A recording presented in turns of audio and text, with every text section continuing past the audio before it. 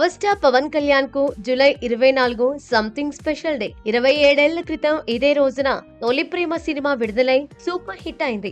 అప్పటి వరకు వచ్చిన 3 సినిమాలకు మించిన విజయాన్ని తొలి ప్రేమ అందుకుంది. సరిగ్గా అదే రోజున ఈ ఏడాది హరిహర వీరమల్లు వచ్చింది. ఇప్పుడు పవన్ కళ్యాణ్ కేవలం స్టార్ హీరో మాత్రమే కాదు, ప్రజాప్రతినిధి కూడా.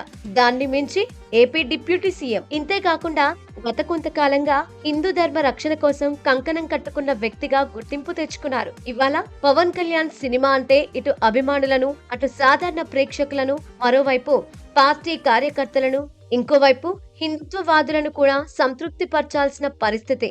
మరి ఈ బిగ్ అండ్ మల్టిపుల్ టాస్క్ ను పవర్ స్టార్ ఏ మేరకు అధిగమించాడో చూద్దాం. పవన్ కళ్యాణ్ సినిమా అంటే భారీ అంచనాలు ఉండటం ఖాయం. మోడీస్టీ కోసం ఆయన తన సినిమాలను మిగిలిన స్టార్ హీరోల చిత్రాలతో తక్కువగా పోల్చుకున్నా అభిమానులు దాన్ని అంగీకరించరు.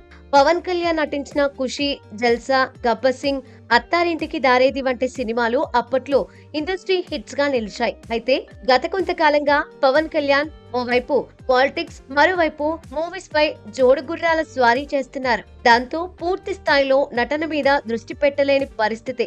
దాదాపు 5 ఏళ్ల క్రితం మొదలైన హరిహర వీరమల్లు సినిమా విషయంలోనూ అదే జరిగింది. డిప్యూటీ సీఎం గా పదవి బాధ్యతలను స్వీకరించిన తర్వాత టైట్ పొజిషన్ లో డేట్స్ ఇచ్చి ఎలానో పూర్తి చేశారు.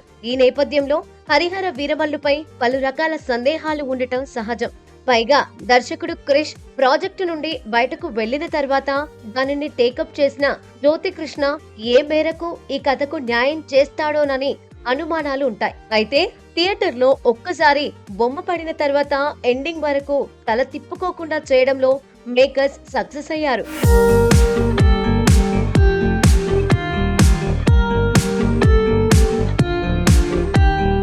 ఇక కథ విషయానికి వస్తే ఇది 17వ శతాబ్దానికి చెందిన కథ. కృష్ణా నదిలో కొట్టుకు వచ్చిన ఓ పసిబిడ్డను గూడెం ప్రజలు రక్షించి శివాలయంలో పూజారికి ఇస్తారు. ఆయన ఆ పిల్లవాడికి హరిహర వీరమల్లు అనే పేరు పెడతాడు. పెరిగి పెద్దవాడైన వీరమల్లు దొరలను దోచుకొని లేని వారికి సాయం చేస్తూ ఉంటాడు. కృష్ణా తీరంలోని కొల్లూరులో దొరికే వజ్రాలను బ్రిటిషర్స్ తమ దేశానికి తరలిస్తుంటే మచిలీపట్నం ఓడరేవులో వీరమల్లు అడ్డుకొని వారికి బుద్ధి చెప్తాడు. అతని సాహసాల గురించి తెలుసుకున్న గోల్కొండ నవాబు వీరమల్లును హైదరాబాద్ కు పిలిపించి ఢిల్లీ మొఘల్ చక్రవర్తి ఔరంగజేబు దగ్గర ఉన్న కోహినూరు వజ్రాన్ని తెచ్చి ఇవ్వమని కోరుతాడు.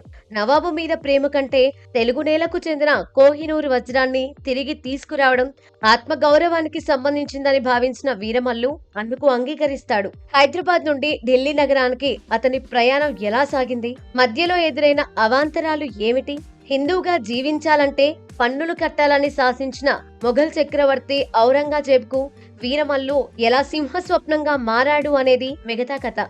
రాబిన్ హుడ్ ను తలపించే వీరమల్లు చర్యల వెనుక ఉన్న నిగూఢ అర్థమేంటి, హిందూ ధర్మం మీద జరుగుతున్న దాడులపై వీరమల్లు ఎలా ప్రతిస్పందించాడు, ధర్మ పరిరక్షకుడిగా ఎలా నిలిచాడు అనేదే తెర మీద చూడాల్సిందే.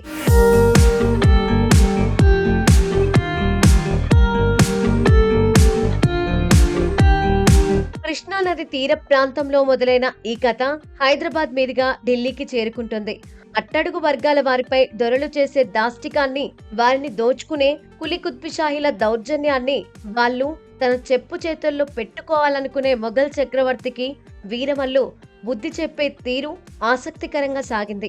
ఆ రోజుల్లో దేశవ్యాప్తంగా హిందువులపై జరిగిన దాడిని కూడా సందర్భానుసారంగా ఇందులో చూపించారు. వీరమల్లు విజయగాథలో నిజానికి హీరోయిన్ కు స్థానం లేదు. అయినా సాధారణ ప్రేక్షకులను ఆకట్టుకోవడం కోసం కమర్షియల్ యాంగిల్లో ఆలోచించి పంచమి పాత్రను ప్రవేశపెట్టారు.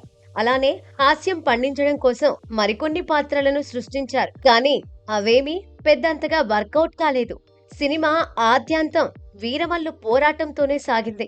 ఆ రకంగా చూసినప్పుడు పవన్ కళ్యాణ్ అభిమానులకు ఇది విజువల్ ఫీస్ట్ అనే చెప్పాలి. ఇక పంచమి పాత్రకు సంబంధించి ఇంటర్వెల్ ముందిచ్చిన ట్విస్ట్ అదిరింది. అలానే క్రూర మృగాలను వీరమల్లు డీల్ చేసే విధానం కూడా గూస్ బంప్ తెప్పించాయి. ప్రస్తుతం రాజకీయ క్షేత్రంలోనూ ఉన్న పవన్ కళ్యాణ్ నోటి నుండి వచ్చే కొన్ని డైలాగ్ జనసేన కార్యకర్తల్లో జోష్ నింపేవిగా ఉన్నాయి. ఓ రకంగా చెప్పాలి అంటే ఇది Pawan Kalyan one man show.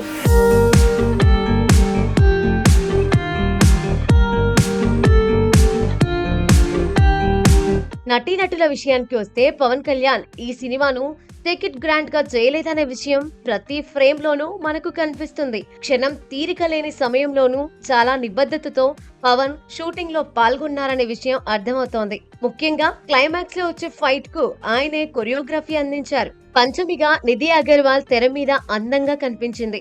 Shooting ఏళ్ల తరబడి జరగడంతో కొన్ని సన్నివేశాల్లో బొత్తుగానూ ఉంది.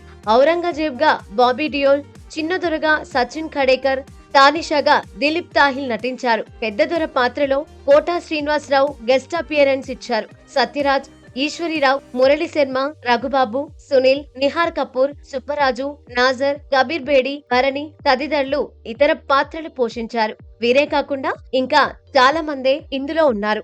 ఆస్కార్ విజేత ఎంఎం కీరవాణి హరిహర వీరమల్లుకు తన స్వరాలతోనే కాదు నేపథ్య సంగీతంతోనూ ప్రాణం పోశారు. తారా తార పాట మాస్ ఆడియన్స్ ను కవ్విస్తే, అనసూయ, పూజిత పొన్నడపై చిత్రీకరించిన కొల్లగొట్టినాడులో పాట కుర్రకారులో జోష్ నింపేలా ఉంది. పవన్ కళ్యాణ్ పాడిన ఆట వినాలి పాట ఫ్యాన్స్ తో విజిల్ వేయిస్తుంది. సన్నివేశాలను ఎలివేట్ చేసేందుకు కొన్ని నేపథ్య గీతాలను పెట్టారు. జ్ఞానశేఖర్, మనోజ్ పరమహంస తమ సినిమాటోగ్రఫీ స్కిల్ ను బాగా ప్రదర్శించారు. తోట తరణి ఈ సినిమా కోసం అద్భుతమైన సెట్స్ వేశారు. పోరాట సన్నివేశాలు మాస్ ఆడియన్స్ మెచ్చేలా సాగాయి. విస్తారమైన కథ, భారీ తారాగణం, హై టెక్నికల్ వాల్యూస్ ఇవేవి మనసు లోతుల్లోకి వెళ్లి ప్రభావం చూపించలేకపోయాయి.